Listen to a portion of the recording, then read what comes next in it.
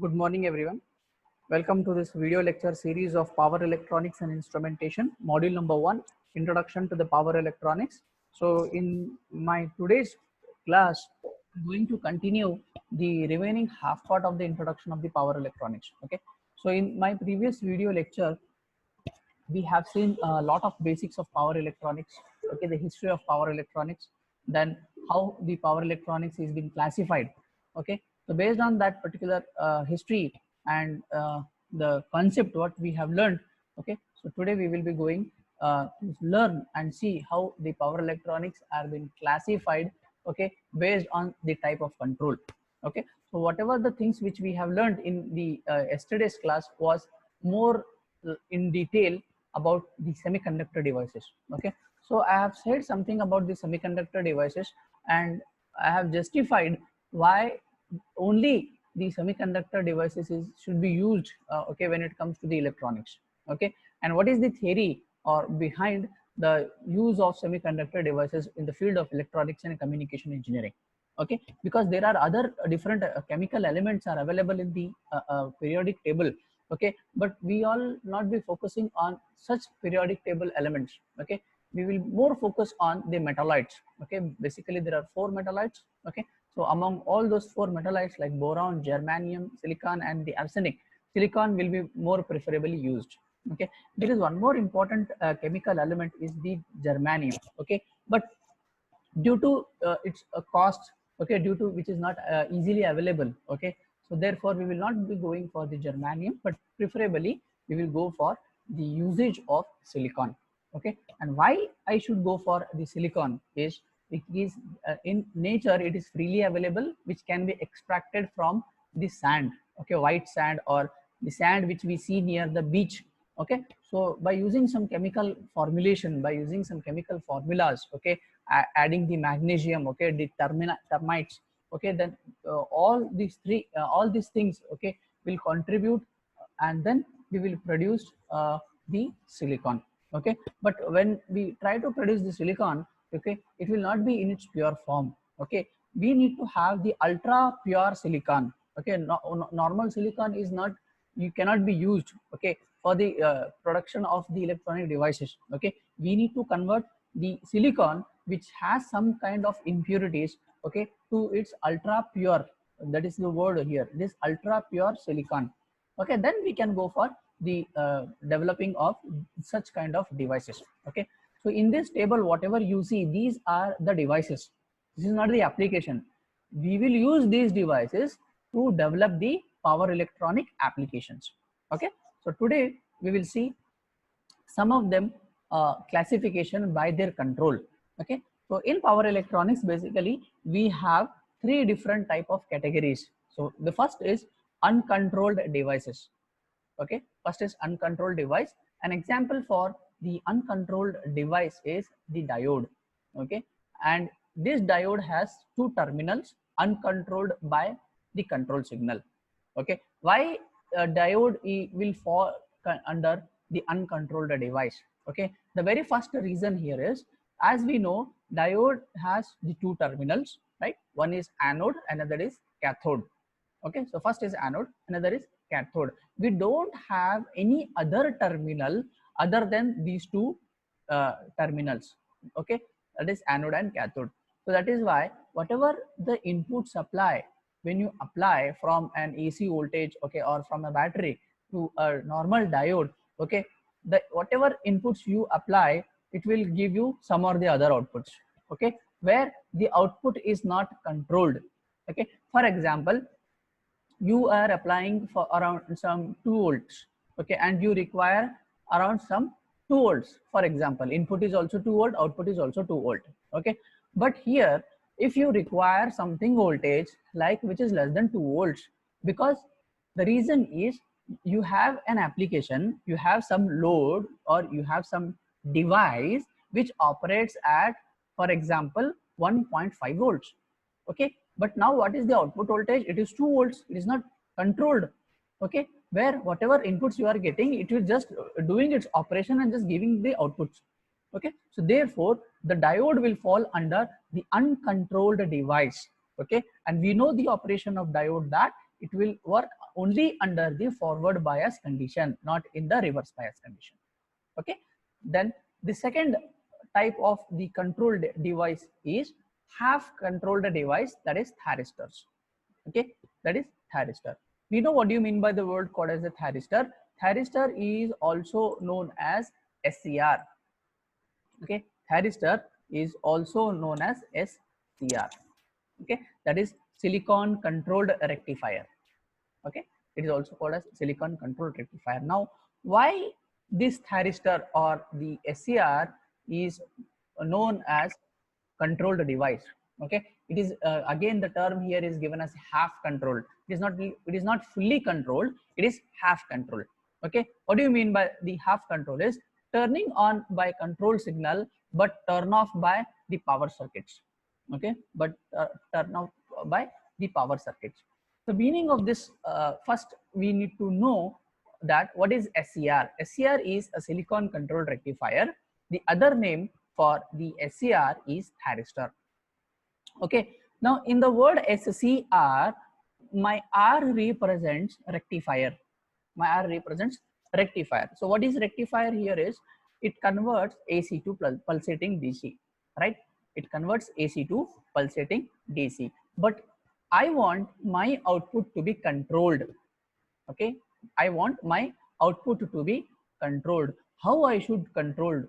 So therefore, what I will do is, instead of a normal rectifier, I will use silicon controlled rectifier. Here also the term silicon is used. Why? Because of its property, because of its chemical property, because of its physical property, because of its abundantly available in the nature. So that is why the reason we go for silicon controlled rectifier. Okay, now why it is called half? Why not it is full? Okay, the reason because half is because of the property of the SCR, or because of the characteristics of the SCR. Okay, the characteristics of the SCR says that you can turn on the SCR by giving one control signal. Okay, you can turn on the SCR by giving a control signal. Okay, how actually the SCR will look like is, I will just show you here, is the symbol, basic symbol for SCR is this: one anode, one cathode. Okay, and then we have the third terminal represented by gate. Okay, so this is my anode. Okay, this is cathode, and this is my gate terminal. Okay, this is my gate terminal, like this. This is my gate terminal. This is the symbol of SCR. Okay, this is the symbol of SCR. Okay, so why it is half? Why it is half? Because the turn on of this SCR is possible. Okay, and the voltage which is flowing from, you can take with the, or the voltage which is just flowing or moving from this particular direction, okay, can be controlled. It can be controlled using this gate terminal. Okay, using this gate terminal. Okay, and how to control the gate terminal is by triggering pulse. By triggering pulse. Okay, how the triggering pulses will be? Your triggering pulses may be in terms of the clock, just like your clock pulse, that is on and off pulse, or simply you can call it as a square wave pulse.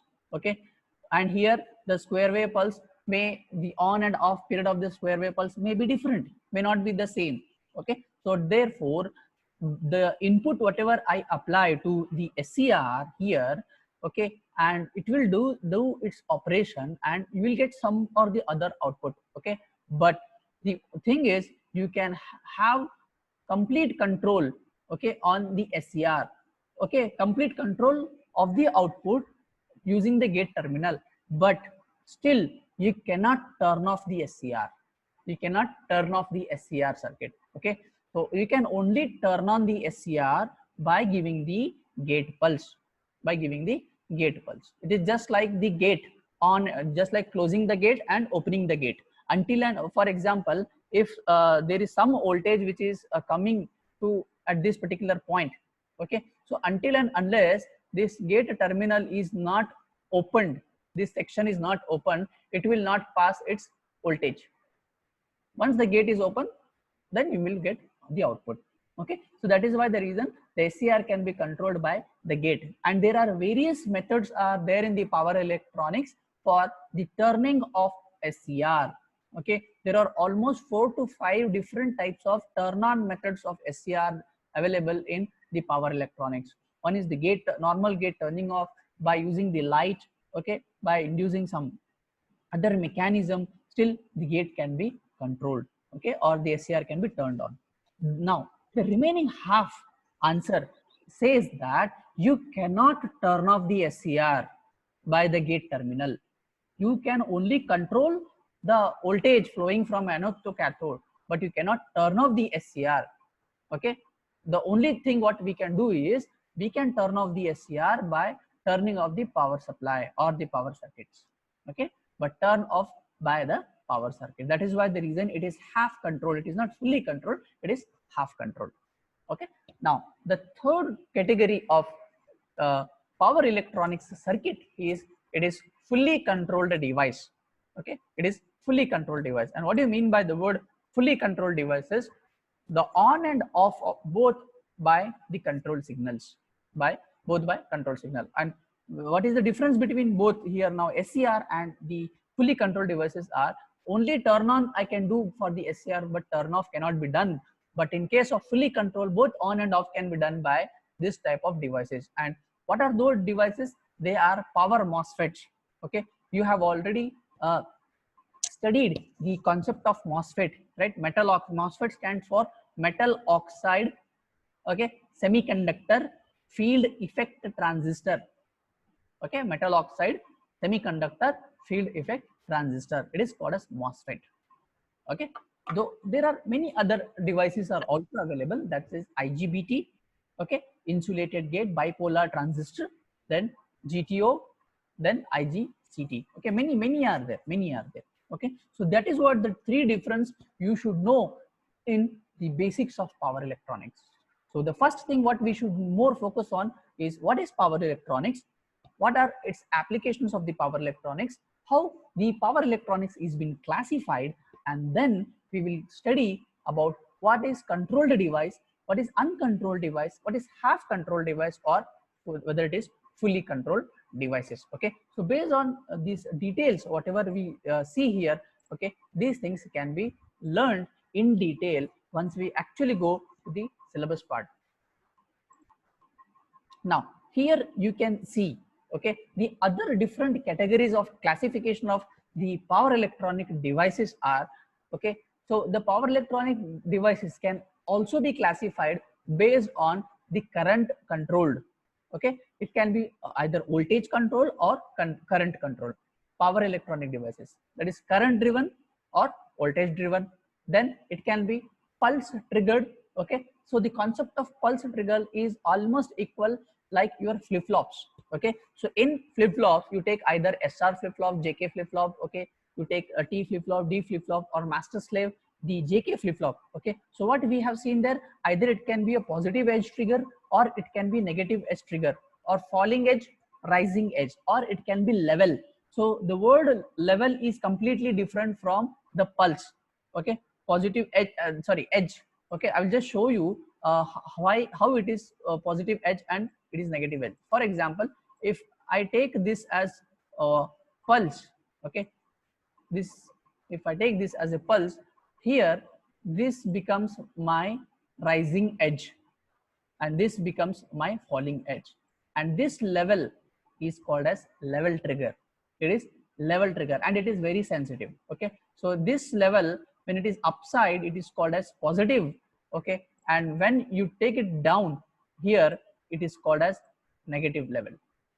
It is taken as negative level and this is taken as positive level. So based on the level of the cycle or the level of the pulse applied to the gate terminal, okay, or of the SCR, I can control my power electronic devices. Okay, that is why the reason it is level sensitive. Okay, and this is pulse trigger device. It is pulse trigger device. Okay, and then the power electronic devices can also be classified as unipolar devices. Okay, what do you mean by the unipolar devices is a device in which the majority carrier devices are called as unipolar devices. For example, we know there are only two categories. One is majority, another is the minority. Okay, one is majority, another is nothing but the minority. When you take the p type of semiconductor, the majority are the holes, and when you take the n type of semiconductor, the majority are the electron. So therefore, again, in unipolar devices, it is the device in which the operation is happening because of the majority of the charge carriers. They all called as unipolar devices. And here, if they happens with the minority charge carrier devices, then it becomes your bipolar devices. Okay, and the last is nothing but it's a composite device. Okay, composite devices is nothing but the ratio will be something different. Okay, the ratio may not be similar because with respect to the majority or the minority charge carrier, it is in a composite manner. Okay, so that is why the reason this is how the power electronics devices are again classified based on such categorization. Okay, there is again the categorization of the power electronic devices are of current driven control devices, which are the current driven current under say these two slides are same. Okay, I'm just going in detail here, which are the current driven or the current control devices. The current control devices are your SCR, okay, GTO, GTR, and your voltage control devices are MOSFET, IGBT, SIT, SHIT, MCT, okay, IGCT. And what is pulse trigger devices are? They are again the thyristor, because I can control the thyristor using the pulses. Okay, square wave pulse. Usually it will be square wave pulse. And what is the level trigger is nothing but your MOSFET and IGBT. What is unipolar devices are nothing but the MOSFET, okay, power MOSFET, okay, SITs, and bipolar are nothing but your normal power diode, thyristor, okay, IGBT again, and the composite is nothing but they fall for IGBT. Okay, so please do focus on the words thyristor, MOSFETs, and IGBT. These three are very important when we go in detail study of these three power electronic devices. Now, power electronic switches. Okay, there is a huge difference between the switch and the devices. Okay, so here you can see power semiconductor switches. First, they fall for power diodes. Okay, so we know different. We know only the basic diode here is PN junction diode. Okay, other than the PN junction diode, the power diodes are fast recovery diode and Schottky diode. This is a nothing but the diode itself. Okay, the operation of this diode is completely different from the PN junction diode. Okay, and in transistor categorization or the family of transistor, we have BJT, that is bipolar junction transistor. Okay, then MOSFET, metal oxide semiconductor field effect transistor, IGBT, insulated gate biased transistor. Okay, or sometimes bipolar transistor also fine. Then uni junction transistor, we call it as UJT. Then SIT, static induction transistor, and MCT, it is MOS controlled thyristor. MOS is nothing but again it is metal oxide semiconductor. These are the names or the abbreviations which fall under the category of switches, that is power diodes and power transistors. Okay, and there are huge variety of thyristors. Okay, again SCR itself has different types. SCR has different types of SCRs. Okay, so simply we can say as the varieties, there are various varieties of SCRs or the thyristor family. They are SCR, that is phase control thyristor, okay, or silicon control rectifier also.